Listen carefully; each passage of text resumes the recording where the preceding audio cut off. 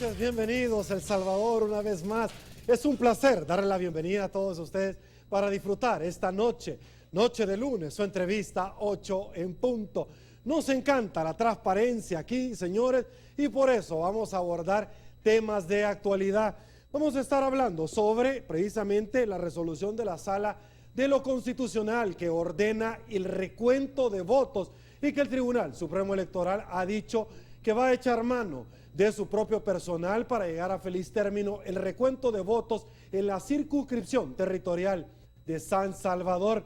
También vamos a hablar esta noche sobre el bono de los diputados que ya se van, que adelantaron precisamente en la Asamblea Legislativa, y PPI, seguridad por un año. Vamos a conversar también de los viajecitos y por supuesto vamos a hablar de la resolución del Tribunal de Ética Gubernamental que ha decidido no investigar una vez más, ya le vamos a contar, al presidente de la Asamblea Legislativa, que también va con bono y con PPI en este decreto, de un decreto que promovió para 6 personas, incluyendo a la esposa de su asesor y socio, Byron Larrazábal, y de los últimos terrenos que la prensa gráfica ha mostrado en la jurisdicción de Chalatenango.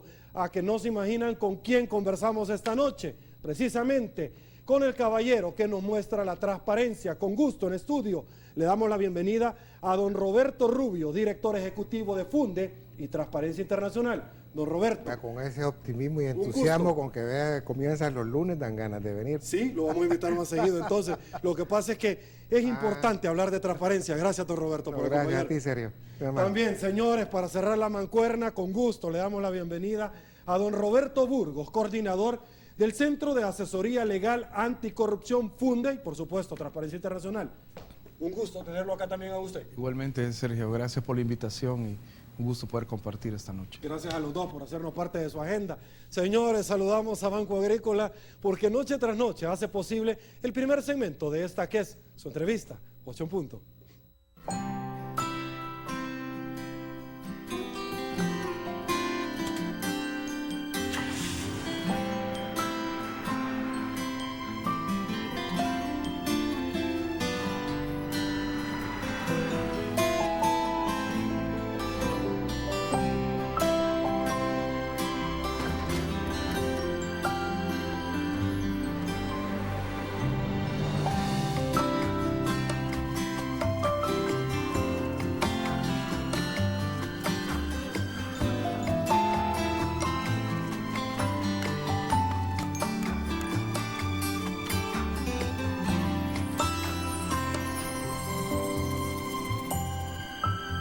Las pequeñas obras se vuelven grandes cuando le ponemos el alma. Banco Agrícola, El Salvador, cuenta con nosotros. Y bueno, señores, arrancamos abordando el tema de la resolución de la Sala de lo Constitucional de la Corte Suprema de Justicia. Don Roberto, particularmente arranco con usted este tema porque al inicio el Tribunal Supremo Electoral había dicho no hay disposición, no hay capacidad. Muy probablemente vamos a declarar la inaplicabilidad de una resolución. Algo para muchos abogados que nos han acompañado acá en esta tribuna de entrevista, completamente jalado de los pelos esa aseveración, por cuanto una resolución del máximo ente que interpreta la Constitución no puede ser declarado como tal. Unos le acuñaban que era falta de voluntad política. ¿Qué opinión le merece? Y particularmente porque la institución a la cual los dos dignamente representan han sido observadores en los últimos comicios electorales y de hecho, otra de las preguntas es, ¿van a estar en este recuento ustedes? No, nosotros somos observadores ciudadanos, por decir así.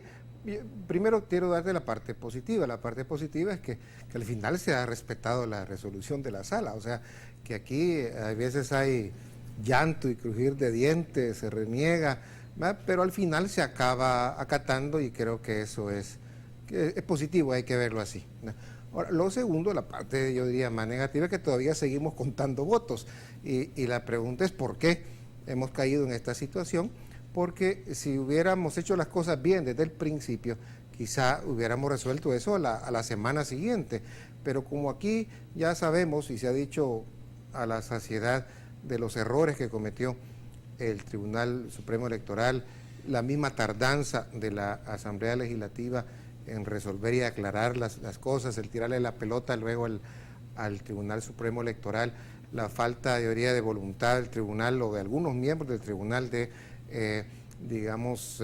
preparar a la gente, dar las condiciones, se les dijo bastante, miren, presenten previamente un ejercicio, cómo se va a hacer, y todo esto, las peticiones que hubieron incluso posteriormente de hacer las cosas, bueno, ahí tenemos el resultado que después de más de un mes y tanto, seguimos contando votos, ¿verdad?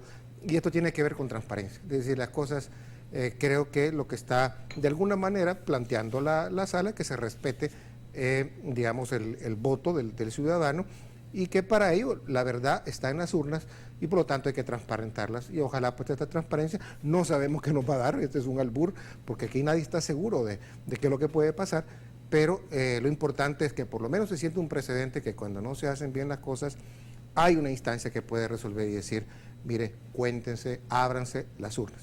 Perfecto, como estamos hablando de institucionalidad, me voy con usted, Roberto Burgos. Hemos visto en los últimos días, y por supuesto ustedes han dado cobertura como Transparencia Internacional funde, a la resolución del Tribunal de Ética Gubernamental cuando sus miembros, a excepción de una magistrada que motivó el voto en contra, determinaron que no habían indicios mínimos para arrancar una investigación en contra del señor Sigfrido Reyes y su asesor, particularmente sobre la compra de terrenos del ITFA. Cuénteme un poquito de esto, porque no es la primera vez donde hemos visto a este ente colegiado que determina que no hay elementos indiciarios.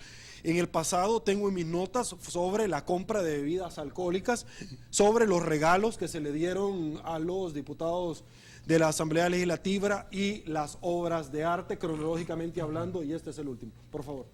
Bueno, gracias. En realidad el papel del Tribunal de Ética Gubernamental ha sido bastante cuestionado desde hace un par de años. Cuando la ALAC se forma, el Centro de Asesoría Legal Anticorrupción de la FUNDE, nosotros comenzamos a recibir denuncias de ciudadanos alarmados y de trabajadores legislativos preocupados por la forma en la cual se estaba administrando los recursos de la gente, porque no olvidemos que la Asamblea Legislativa administra un presupuesto que se le ha confiado precisamente producto de los aportes que hacen todas las personas en condiciones muchas veces difíciles a nivel laboral y personal.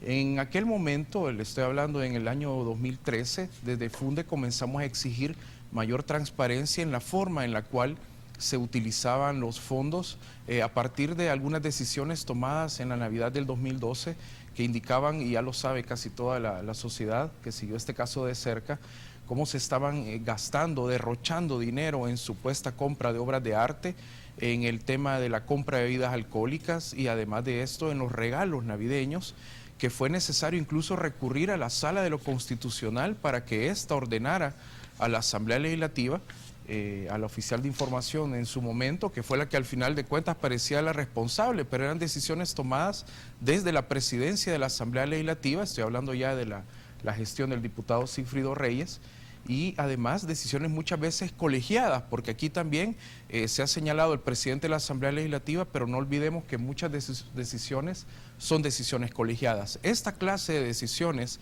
que rayan el abuso, muchas veces el descaro en el ejercicio de un poder negativo mediante el cual se abusa de esas facultades legales conferidas, como lo decimos en la Organización Global Transparencia Internacional, que también representa FUNDE como capítulo nacional, son precisamente las voces de alarma que para un Tribunal de Ética Gubernamental, que tiene una ley que incluso fue reformada para que pudiera conocer casos de oficio sin que mediara una denuncia ciudadana. Recordemos que muchas veces el ciudadano es normal que tenga miedo de recurrir a las instituciones y por eso se presentan a la ALAC. En aquella ocasión ya el Tribunal de Ética Gubernamental decidió abstenerse de señalar responsabilidad alguna de parte del diputado Sigfrido Reyes y del resto de miembros de la Junta Directiva. Ahí están los partidos Arena, Gana, PCN, PDC y el resto, precisamente alegando de que había una responsabilidad también en la Asamblea de fomentar la cultura, las actividades protocolarias y que se podía perfectamente avalar esta clase de conductas. creemos que ese ya fue un primer signo de que algo estaba mal en el Tribunal de Ética Gubernamental. Nosotros lo reconocimos en su momento como Funde a través de un comunicado institucional y lo volvimos a hacer hace poco.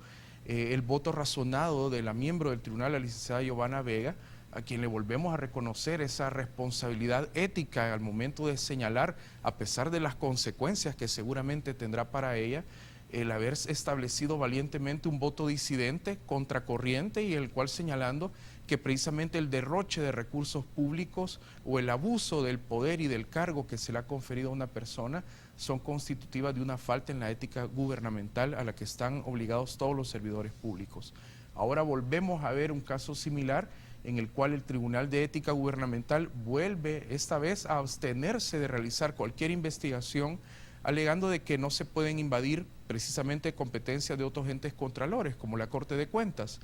Vuelve a haber un voto disidente ahora de la licenciada Giovanna Vega, en el cual vuelve a señalar la necesidad que había de investigar el posible tráfico de influencias, aunque ella no usó estas palabras, para contratar el presidente de la Asamblea Legislativa a un socio como asesor. Además lo hizo partícipe de algunas misiones oficiales, que sería interesante, como yo lo dije en unas declaraciones la semana anterior, que al menos este funcionario legislativo se fuera dando una explicación a todo el pueblo salvadoreño. Ahora, a mí me llama muchísimo la atención porque en algún momento usted ha mencionado el tema de los asesores, que también se fue ante el tribunal en comento. Pero si nosotros podríamos poner una línea jurisprudencial sobre este tema, Roberto, ¿cómo es que todas las investigaciones que se han pedido, es decir, porque ni una ha arrancado, por lo menos para decir, mire, vamos a ver qué es lo que sucede? No, es que ni una ha arrancado. ¿Cómo es que se podría explicar que ni una se ha arrancado? Y en algún momento, gente que me ha escrito a mí, y no estoy hablando particularmente de este caso, estoy hablando del Tribunal de Ética Gubernamental, otros casos dentro de la cosa pública del Estado, hasta por una pérdida de resma de papel, si se investigan. Sí. Bueno, recordemos que el mismo Tribunal de Ética Gubernamental decidió abrir una investigación de oficio contra la exesposa del diputado Samayoa, que fue víctima de violencia intrafamiliar. Es increíble que un Tribunal de Ética Gubernamental decidió abrir una investigación contra una mujer víctima de violencia, e insisto en ello, por el tiempo que no trabajó efectivamente en la Asamblea Legislativa, precisamente por estar atendiendo su caso, mientras que se indemnizó a su ex esposo, el diputado Samayoa, porque había sido declarado, bueno, con un cierto nivel de responsabilidad en el caso que todos conocemos. Ahora, en ese caso particular rayaba sobre la ética porque ella no estaba atendiendo sus obligaciones. Exacto, ahí sí se consideró una falta a la ética gubernamental y el Tribunal de Ética dio un pronunciamiento de oficio. Pero ¿y todos los diputados que estuvieron en el Centro Internacional de Ferias y Convenciones, que dejaron su cargo por antes andar en campaña y luego el recuento de votos, no es lo mismo para efectos prácticos? Por supuesto que es lo mismo, el tratamiento es lo que ha cambiado. Ahora, acá. yo le hago una pregunta. Una de las reformas, y usted es abogado, y si me equivoco me corrige, una de las reformas sobre el Tribunal de Ética es que ya no es a solicitud de parte, sino que pueden iniciar de oficio. ¿Por qué no han arrancado de oficio una investigación? Bueno, es una pregunta que nosotros nos hacemos y también se le hemos planteado al Tribunal de Ética Gubernamental en los casos de Fundealac. Déjeme decirle también que, bueno, en el caso que hemos estado hablando y particularmente en la forma como se ha conducido la Asamblea Legislativa los últimos 3 años, que son los años que tiene también de existencia esta oficina anticorrupción de Funde, también nosotros hemos sido testigos de otros abusos, como por ejemplo las donaciones que se hacían a final de año en la Asamblea Legislativa y se han seguido haciendo para personas naturales, ONGs, para viajes al exterior, etcétera.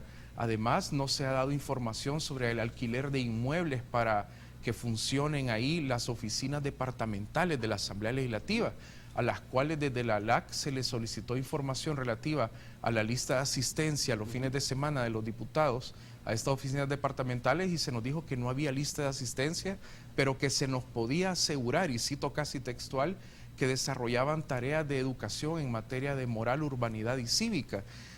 También tenemos los casos de los bonos, no solo de fin de año, sino que también estos de medio año. Aguánteme un ratito, porque en el otro segmento quiero aprovechar para tocar eso. Solo quiero como cerrar este tema en su intervención para luego irme con don Roberto en el otro segmento.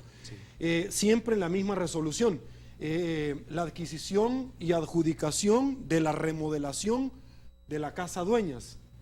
se la dio al asesor del señor Cifrido Reyes. Eso tampoco no se abrió una investigación del Tribunal de Ética. No se han abierto investigaciones. Desde la ALAC también hemos investigado el proyecto de la Casa Dueñas a partir de que es un inmueble de valor cultural. Lo investigamos con la Presidencia de la República, con la Asamblea Legislativa. Preguntamos a la Asamblea Legislativa si se le había dado la supervisión y ejecución del proyecto a un asesor de la Asamblea Legislativa y se nos respondió dándonos el nombre de una empresa constructora. Es decir, hay muy poca transparencia que muchas veces permita a las instituciones y a la ciudadanía formarse un juicio objetivo y comprobado para poder hacer un señalamiento ciudadano a la forma en la cual se están manejando los recursos Roberto, públicos. Con la dimisión, porque renunció el asesor, ¿se acaba el hecho generador que inició todo esto? De ninguna manera. Estamos ante actos consumados que el Tribunal de Ética Gubernamental puede investigar y puede determinar responsabilidades, ya que se abusó del poder, ¿verdad? En caso de que esto pueda probar así, desde mi perspectiva personal y no institucional, está comprobado que obviamente ha habido un abuso de poder al momento de nombrar asesores. Además, desde FUNDE estamos solicitando la lista de asesores, sus especializaciones profesionales y partidos políticos para los que trabajan desde el mes de agosto del 2012 sin tener respuesta hasta la fecha. Entonces, bueno, si se está contratando a socios de diputados es porque se ha consumado una falta a la ley de ética gubernamental. Perfecto. Voy a hacer, don Roberto Rubio, amigos televidentes, una primera pausa. Al regresar vamos a seguir profundizando sobre este tema y por supuesto sobre el último hallazgo que la prensa gráfica dio a conocer la semana pasada, toda la semana, a lo ancho y amplio de la semana, sobre un decreto que se promovió precisamente por el presidente del Congreso para favorecer, según el rotativo en comento, a 6 personas para la compra de terrenos en Chalatenango, entre las cuales está la compra de su ex asesor. Pausa, volvemos.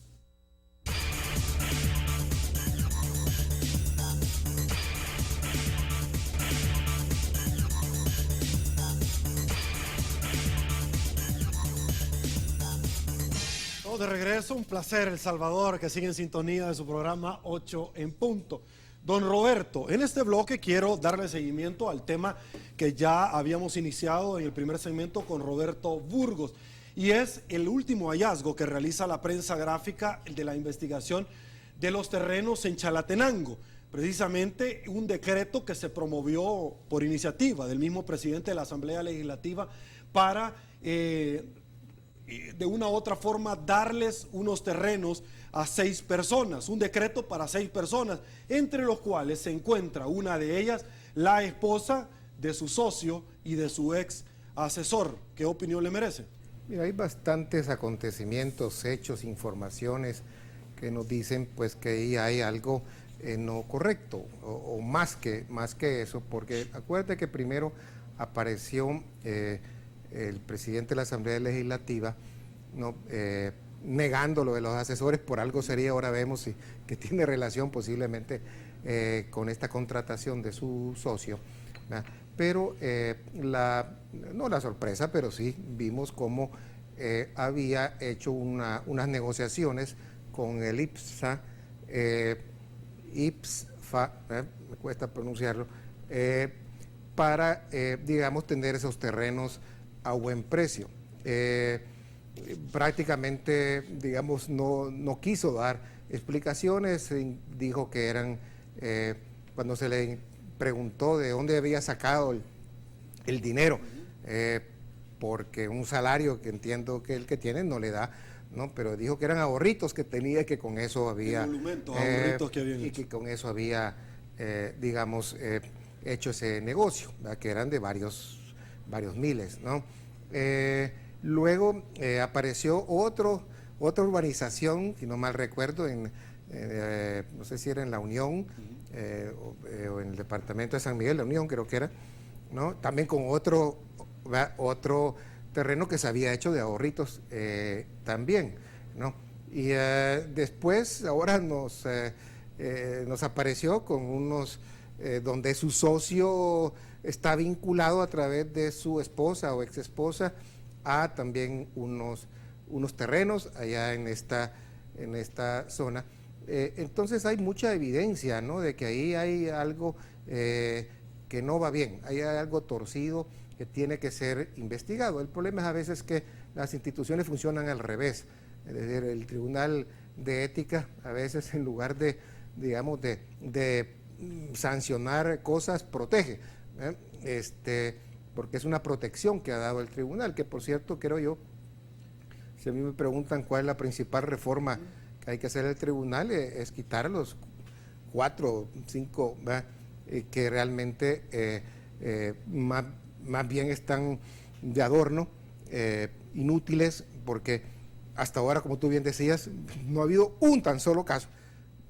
Como que todos los que han cometido faltas son monjes o monjas, y no hay nadie, o sea, ahora, y luego, y resulta, y con lo que estaba diciendo Roberto, es que, bueno, la única resolución que aparece es contra la victimaria, ¿verdad? No contra, perdón, es la víctima, ¿no? O sea, están al revés, ¿no? Obviamente estamos pagando por mantener una institución que vale la pena, ¿no? Pero estamos desperdiciando ese dinero en una instancia que realmente nos está costando y que no sirve para mayor cosa. Don Roberto, a mí me gustaría también compartir parte de las reacciones que en alguna manera se han tenido. Primero, la información que se tiene. El presidente de la Asamblea Legislativa, Sigfrido Reyes, impulsó en el mes de mayo del 2014 un decreto para beneficiar con créditos a 7 personas que tenían deudas de propiedades embargadas. La intención del decreto era que ellos recuperaran sus terrenos perdidos por el no pago de esta y que a la vez obtuvieran beneficios para cubrir la deuda.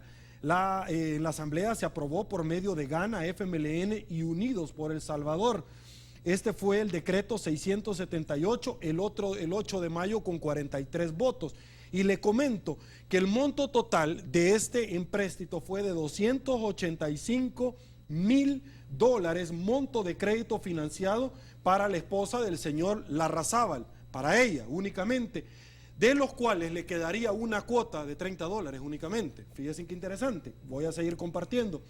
El señor, el representante, el gerente de FOSAFI, dijo que habían hecho algunas observaciones, más que todo para lograr el objetivo, porque hay algunas condiciones que hacen inviable la aplicación de esto, el instituto que tenía a su cargo estos terrenos. ¿Dónde se ha visto una ley para 7? Dice el señor Alberto Bondanza, presidente de la Asociación Forestal Salvadoreña AFOSALVA, en referencia precisamente a lo que le estoy contando. Dice, ocupa una expresión muy peyorativa que por supuesto no la vamos a esbozar aquí. Partiendo de esa cuestión, pues es ilegal. El propio FOSAFI ya les dijo que no les aceptaba eso y sin embargo sacaron un decreto para que al final le dieran este monto solo a la esposa del ex asesor y socio del presidente por una deuda de $285,000 y un pago mensual de $30 únicamente. Mire, con este precedente, cientos o miles de personas en iguales condiciones, o sea, yo, ciudadano, tengo una deuda, me han quitado mi propiedad porque no la pude pagar. ¿Cuántas de esas no hay? En el caso de las propiedades que pueda tener el FOSAFI, de las embargadas.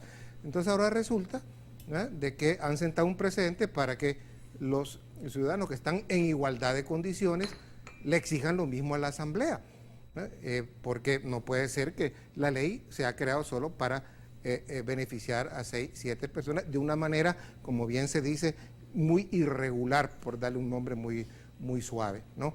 Quien no quisiera tener un crédito que solo pague $30 mensuales, como ese, lo va a pagar, como dice, le dieron, ¿cuánto? 80 años, 800 años, que puede pasar esa cuota. Ojalá que la gente le dieran, digamos, los bancos, el Banco de Fomento, la banca estatal, que diera préstamos de esa envergadura. Quizá no se han dado cuenta, digo, de los malos precedentes, de los malos ejemplos que están sentando, porque esto lo que nos está diciendo es que los de arriba se están pasando las leyes, ¿no?, por donde quieren. Y entonces, ¿qué le podemos pedir a los de abajo? Mire, no hagan esto. Y están dando el mal ejemplo. Yo creo que este tipo de situaciones son, digamos, abusos que tienen que ser investigados, que la institucionalidad funcione, que el Tribunal de Ética, que la Fiscalía, que la Secretaría de Anticorrupción, que la Corte de Cuentas, etcétera. Toda esta institucionalidad que ahora está débil y que realmente no vemos, ¿verdad?, que estén funcionando, pues empiecen a funcionar. Hay bastante trabajo, tienen bastante trabajo que hacer. Don Roberto, y usted particularmente con Roberto Burgos, ¿han acudido a la Fiscalía para saber cómo han transcurrido las investigaciones en torno a la compra de los terrenos, de dónde se consiguió la plata, etcétera, etcétera? Favor, ahí nos puede contestar. Bueno, lo que pasa es que, como usted recordará, se mantiene eso como información reservada, ¿verdad? El artículo 19 de la Ley de Acceso a Información Pública establece que cuando se trata de información que está sujeta a una investigación en la Fiscalía o que tenga que ver con la seguridad del Estado, esa información es reservada, y de esa reserva legal que nos impide a nosotros, por ejemplo, pedir información al respecto, es la que se valen también los funcionarios para no darle cuentas a la ciudadanía. Sin embargo, desde Funde, a través de la LAC, ya se había venido solicitando información al IPSFA desde inicios del año 2014, porque ya teníamos denuncias ciudadanas sobre también posibles malos manejos en esa institución previsional de la Fuerza Armada, y fue que empezamos a solicitar información sobre los bienes inmuebles propiedad del IPSFA y también sobre sus inversiones y demás negocios, encontrándonos con la sorpresa de que está incluida toda esa información en el índice de información reservada. Es decir, cualquier ciudadano que quisiera conocer los planes de negocio del IPSFA, sus planes de inversión y muchas de sus propiedades, chocaba con ese obstáculo del cual se han valido a través de la misma Ley de Acceso a Información Pública, que es una ley diseñada para promover el acceso ciudadano a datos en poder de los funcionarios del gobierno, porque somos los ciudadanos los dueños de la información. Y ningún político nos hace un favor dándonos la información, es que la información es nuestra. Sin embargo, el IPSFA ha limitado la información, y en casos como este, para poder conocer este tema de precios e inversiones. ¿No ha ponderado ustedes mostrarse en su calidad de querellantes con este caso y automáticamente ustedes podrían conocer cualquier tipo de información? Fíjese que los capítulos de Transparencia Internacional no podemos litigar en los países en que trabajamos, pero sí podemos facilitar y promover la participación ciudadana, que es lo que hacemos desde Funde. Ahora, lo que le quiero terminar de contar es que con estos límites al acceso a la información, bueno, se ha ocultado muchos datos que precisamente fueron los que utilizó después el secretario de Participación Ciudadana, Marcos Rodríguez, para salir defendiendo al presidente de la Asamblea Legislativa en este caso, y también se dijo de que eran datos que podía conocer cualquier salvadoreño, lo cual está totalmente alejado de la realidad. Si las instituciones no transparentan sus inversiones y gastos, no es posible controlarlas. Perfecto. Don Roberto Rubio, a mí me llamó muchísimo la atención particularmente el encabezado de un rotativo donde usted había escrito bajo el título Hacerse el loco, y me llamó muchísimo la atención porque usted hizo cronológicamente un viaje sobre los últimos hechos acaecidos en nuestro país y arranca diciendo: no acabamos de dirigir el escándalo o un hecho político significativo cuando ya vienen otros. El pastor Rivas políticamente, Cifrido Reyes, etcétera. Los últimos acontecimientos importantes en altas velocidades se atropellan unos con otros, parafraseando un poquito de lo que usted escribió. Hablaba precisamente sobre el tema del infractor o el malandrín tiene la esperanza de que sus fechorías al final pasen al olvido. Como dice don Mauricio Meyer, el café al tercer día se enfría. Por ello, los ciudadanos debemos estar siempre refrescando nuestras memorias. Hablaba de diferentes casos, como el caso, por ejemplo, del Consejo de Seguridad, si al final se le va a pedir al pastor Carlos Rivas que se retire o no. De hecho, se reunieron, no alcanzó el tiempo y lo han diferido para la próxima oportunidad en la cual se lleguen ellos a reunir. Coménteme un poquito, porque aquí aborda precisamente el tema del señor Cifrido Reyes. Sí, creo que la tesis ahí que está sosteniéndose es que este país es bastante intenso. O sea, a mí me tocó vivir en Bélgica, en España, incluso en la época donde estaba la transición, y le digo, no tiene tanta intensidad, ¿verdad?, como tiene el país, porque suceden cosas constantemente, aparecen nuevas noticias que a veces son, digamos, tan fuertes que dejan opacas a las otras. Entonces, se han dado muchos casos, y podemos quizás hacer un recuento histórico después de los acuerdos de paz, donde el que hace la fechoría tiene la esperanza de que eso se vaya olvidando, ¿no? Porque va a haber tantas cosas que se van olvidando. Entonces yo lo que agarraba son, si no me equivoco, 4 casos, donde decía, mire, primero vamos a comenzar con el más reciente para que no se nos olvide, porque ya pasó el tiempo donde el Consejo de Seguridad debería de pronunciarse sobre esto, porque hay una persona pues involucrada, ¿no?, en un acto de violencia. Entonces, qué paradoja es que, la ironía de esto es que una persona, ¿no?, que está justamente en un consejo, ¿no?, de paz, en un consejo de seguridad contra la violencia, pues ejerza para resolver un problema personal la violencia, ¿no? Y luego pues acaba también otros casos. Yo creo que, bueno, el Consejo debería pronunciarse, porque si se queda callado, de alguna manera hay un silencio, ¿no?, un cómplice, ¿no? Y creo que eso lo tienen que resolver, y ojalá, yo tengo la esperanza de que van a resolver esto adecuadamente. Ahora, ¿el Consejo se debería pronunciar o el pastor por iniciativa? No, yo creo que el Consejo debe decidir separarlo, ¿no? Porque tenerlo dentro sin haber siquiera pronunciado, pues digo, eso va en contra del mismo prestigio del Consejo, y no estamos para desvalorizar, digamos, ese Consejo en este momento, creo yo, ¿no? Y luego mencionaba los otros casos, el caso, por ejemplo, que es típico en la sala de lo contencioso, pues que aquí les he mencionado yo siempre como la sala de los contenedores. Está bien puesto el nombre porque un montón de casos van ahí, y justamente para que queden en el olvido.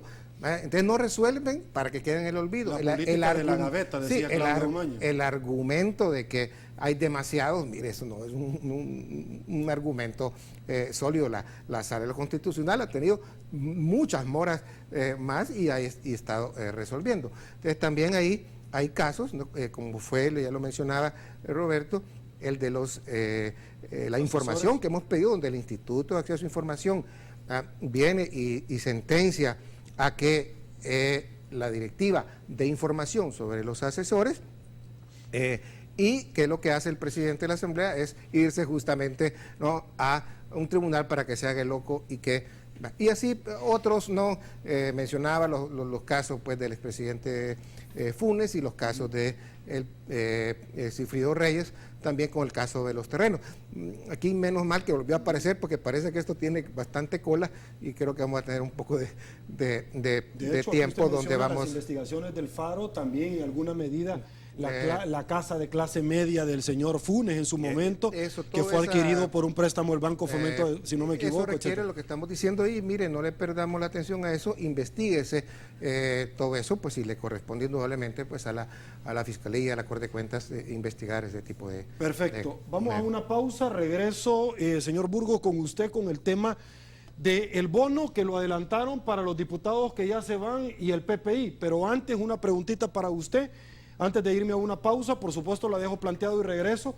Dentro de la Asamblea Legislativa se promovió, dice un amigo televidente, la investigación también al señor Sigfrido Reyes, donde al final no se hizo, pero al señor que trabajaba en recursos humanos por haberle dado un clic a la foto de la hermana del alcalde de San Miguel, Will Salgado, sí lo despidieron con dispensa de trámite. ¿Por qué a él y no al señor Sigfrido Reyes? Pregunta un amigo. Pausa, volvemos.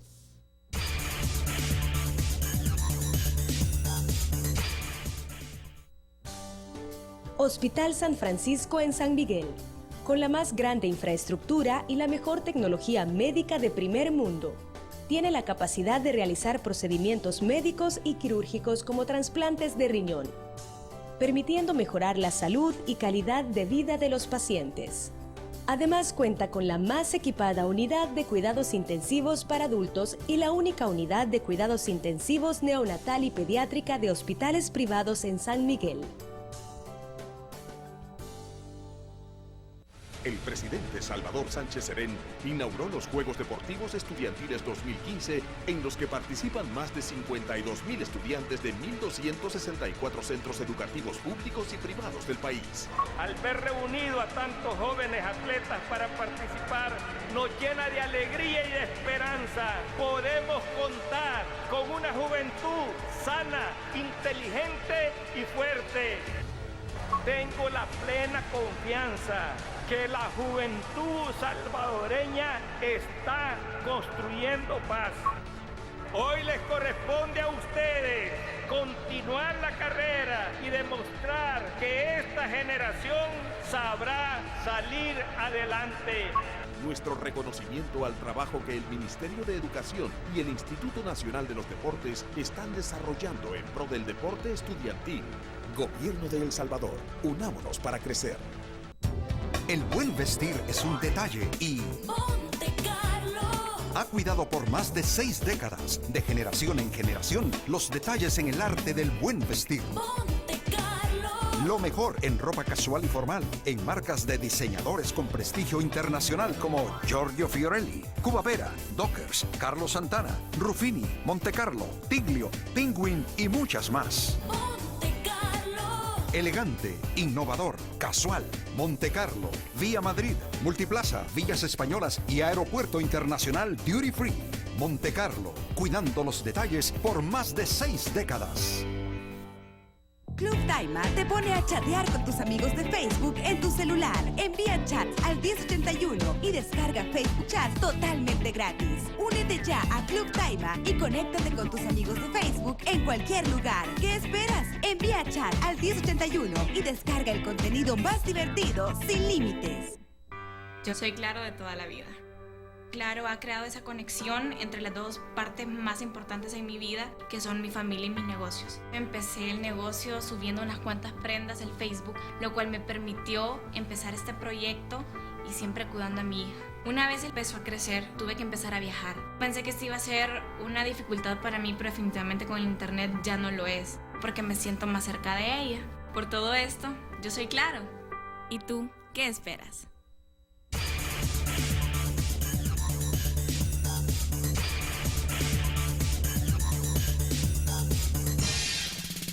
Estamos de regreso, el tercer segmento de su entrevista 8 en punto. Es gracias a la fina cortesía de ACOBI, de RL. Continuamos. Somos una empresa que le brinda una amplia gama de servicios financieros competitivos. ACOBI de RL, su banco cooperativo de confianza. Bueno, ya había dejado Roberto Rubio por efectos de tiempo sentada la pregunta. El tema de el integrante de Recursos Humanos por haberle dado un retweet a la foto de la hermana del alcalde Will Salgado con dispensa de trámite. Lo despidieron de la asamblea, pero no arrancan bajo un principio de igualdad y equidad la investigación en contra del presidente de la Asamblea Legislativa. Y habría que ver qué otros despidos han habido, de personas que han acusado de, ¿no?, que han hecho denuncias de acoso sexual, etcétera, que han sido, digamos, tratadas de manera desigual. Nada más lo que quisiera decir, que esto me lleva a preguntarse cuál es el poder que hay detrás de alguien que yo sé que incluso no es muy cómodo en algunos sectores de casa presidencial, como este señor que ha hecho tanto daño también al mismo partido, no lo quitan o no hicieron nada, no dicen nada. La pregunta es, ¿qué hay detrás?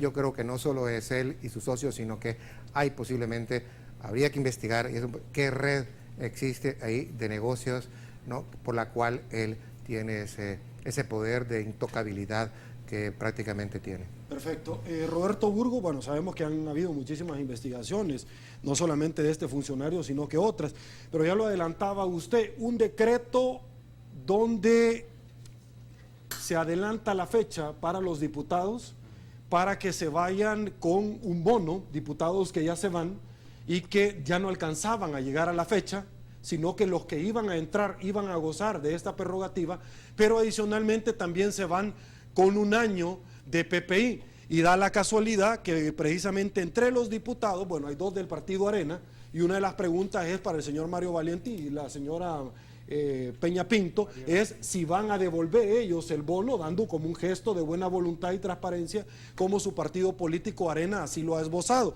Vamos a esperar reacciones. Pero también está el presidente de la Asamblea Legislativa nuevamente. Cuéntenme. Bueno, el acuerdo de la Junta Directiva, el 4485, es un acuerdo a través del cual se beneficia a 29 diputados salientes que no fueron ni reelegidos, algunos no buscaron su reelección y se despiden de la Asamblea Legislativa con un bono, no solo con el salario obviamente del mes de abril, sino que además con un bono que normalmente se lo han dado a medio año y también se lo dan en la Navidad. En esta ocasión, cuando se revisa el texto del bono, uno puede ver bonos de $3,845, que es el bono más cuantioso para Sigfrido Reyes, pero también está en segundo lugar el del diputado Enrique Valdés de Arena, con aproximadamente $3,400. Y como usted lo menciona, también ahí está Mario Valiente, Mariela Peña Pinto de Arena, ¿verdad?, con un bono de $2,600 aproximadamente, que son los denunciantes en el caso de Sigfrido Reyes por supuestamente haber abusado del cargo para hacer inversiones propias. Yo creo que aquí estamos viendo también el reflejo de un abuso de poder que no se queda en la Asamblea Legislativa. También recordemos que los diputados, y antes de pasar a otros funcionarios, no solo es este bono, se van con PPIs, también han abusado de los viajes en misiones oficiales, de los viáticos sobre los cuales no se da cuenta. Y cuando hablamos de viajes de los funcionarios, no podemos dejar de hacer referencia también a los cuestionados viajes del fiscal general de la República y la forma en que éste hizo referencia a que, bueno, era una información sin importancia sobre la cual no tenía que dar información. Desde Funde solicitamos en 3 ocasiones información sobre viajes del fiscal, sobre los cuales ya teníamos información previa, en los primeros viajes privados, pero también misiones oficiales. Un medio electrónico, Factum, reveló también a través de peticiones de información hechas desde Funde a LAC cómo algunos de estos viajes se hicieron en vuelos privados de un empresario muy conocido que estaba precisamente siendo investigado por la Fiscalía General de la República, y de muchos de esos viajes del fiscal él mismo ha puesto una fotografía en las redes sociales. Entonces no es un secreto y nosotros precisamente estamos monitoreando constantemente el abuso en el ejercicio de las atribuciones de todos los funcionarios. Perfecto. Don Roberto, ¿qué opinión le merece a usted el tema de bonos? Es decir, la Sala de lo Constitucional en el pasado ya ha mandado a parar este tipo de prerrogativas para los funcionarios públicos. De hecho, en el pasado aquel bono que en algún momento, días antes, los magistrados de la Corte de Cuentas de la República, que depositaron aquel cheque posteriormente por presión de la opinión pública y de la sociedad civil, al igual que los magistrados de la Corte Suprema de Justicia, recordarán que renunciaron días antes para gozar de esta prerrogativa. ¿Qué opinión le merece a usted? Creo que los diputados deben dar señales de cambio. Y aquí voy tanto con el Frente como con Arena. También los otros, pero me refiero a los dos grandes. De Gana no puedo esperar quizá mucho, pero en el caso del Frente venía con una agenda desde antes, pues del 2009, donde proponía cambios en la forma de hacer el ejercicio legislativo, en las prácticas legislativas, criticó mucho las formas, digamos, secretas, los madrugones, etcétera, y, digamos, no hemos visto mayores cambios en esas prácticas legislativas. Y por otro lado, ya Arena en la oposición debería también dar ejemplo, es decir, ahí tiene una oportunidad. Cuando se dio lo de los regalos que se le dio a los diputados, no creo que eran las corbatas o las prendas, ahí tuvo una oportunidad para decir, miren, nosotros lo devolvemos, ¿no? Para que uno crea que sí realmente están haciendo las cosas correctamente y no solo por criticar al gobierno. Entonces creo que aquí tiene Arena una oportunidad para decir, mire señores, nosotros de estas prácticas nos alejamos, ¿no? Porque justamente lo que queremos es que esas prácticas no se sigan dando, porque en estas circunstancias, mire, tienes que ver la compra de vehículos, cuánto nos cuesta los PPI. Mire, es que los diputados son representantes del pueblo y deberían de dar también el ejemplo, si no tienen por qué estar siendo o tener ese derecho de tener el PPI. Entonces, todas esas prácticas legislativas que aquí mencionamos, ojalá, y quiero aprovechar porque ahora viene una nueva asamblea, es cierto que no ha habido un cambio drástico, hay un porcentaje nada más de nuevos, y esperaría pues ojalá que estos nuevos que llegan puedan realmente marcar la diferencia y tener otras prácticas legislativas más transparentes, más democráticas, porque no es casualidad que en las encuestas de percepción ciudadana sobre corrupción, la Asamblea Legislativa, los partidos políticos ocupen el último lugar o de los últimos lugares, ¿no? Por algo será. Bueno, pero el presidente de la Asamblea Legislativa, y usted recordará, dijo de que la Asamblea era la más transparente. Bueno, y eso fue una de las cosas, le digo, que a veces yo he escuchado a diputados que, mire, que no quiero decir nombres, pero que se llenan la boca hablando de transparencia, o funcionarios que se llenan la boca de transparencia, y se ha vuelto moda casi de hablar de eso, pero ya se hace de una manera, es tan, y ¿cómo se llama? ¿Cómo decir?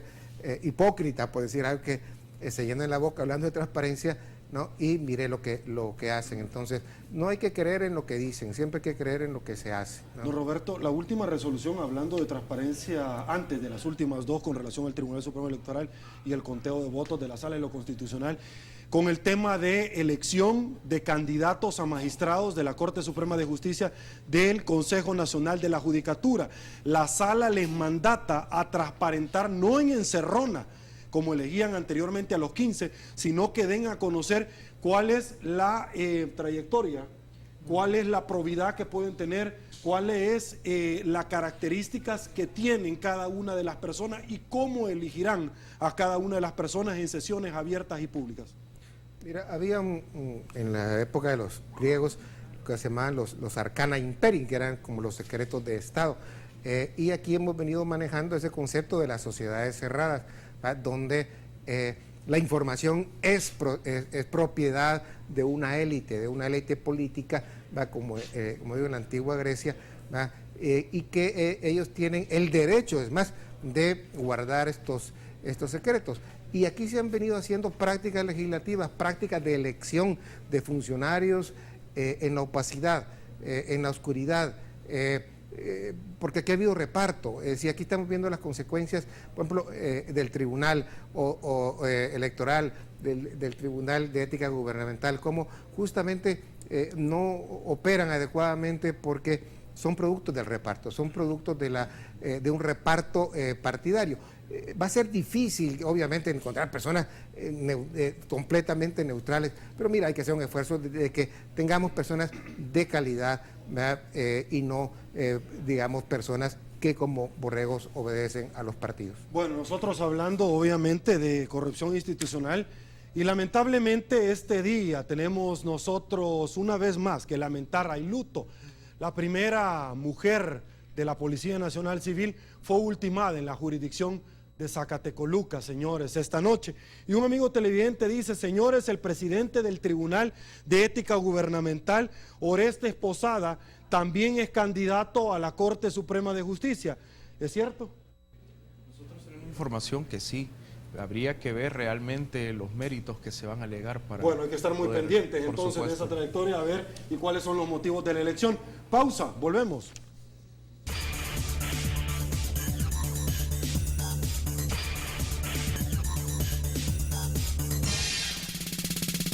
Estamos de regreso, llegamos al final de la entrevista 8 en punto. No nos resta más que agradecerle a don Roberto Rubio. Muchísimas gracias por la deferencia de acompañarnos. Sergio, muy amable de tu parte. Y por supuesto también a don Roberto Burgos. Un placer, gracias por habernos acompañado. Gracias por su invitación. Gracias. Señores, estamos nosotros muy alegres en Canal 33. Antes de despedirnos, imposible no darle la bienvenida al gran inicio del programa Olimpia 33, Todo Deporte. Nos vamos hasta el set precisamente para conversar con nuestro compañero Diego López. Diego, felicidades. Feliz arranque, señores, de este evento que por supuesto todo El Salvador está pegado a su televisor. Gracias, mi querido Sergio. Estamos contentos, ansiosos por empezar el primer programa de Olimpia 33 Todo Deportes, la nueva apuesta de Canal 33, donde les estaremos mostrando todos los deportes, tanto nacionales como internacionales, fútbol, básquetbol, béisbol, golf, todo lo que nos gusta saber, todo lo que disfrutamos en el deporte. Bueno, Sergio, a vos que te encanta el fútbol, te vas a divertir también acá, así que acompáñanos de lunes a viernes, 9 de la noche, su cita. Por supuesto que ya está agendado ese tema. Antes de retirarme, también van a estar 2 integrantes más, comentame. Correcto, va a estar conmigo Cristian Villalta y Rafa García. Aquí vamos a estar discutiendo el acontecer deportivo nacional e internacional. Así que, Sergio, estás invitado a las 9 de la noche. No te digo suerte, te digo bendiciones con este nuevo proyecto muy ambicioso que ejecuta Canal 33. Buenas noches, Diego. Buenas noches, Sergio. Amigos televidentes, un placer enorme que nos hayan acompañado.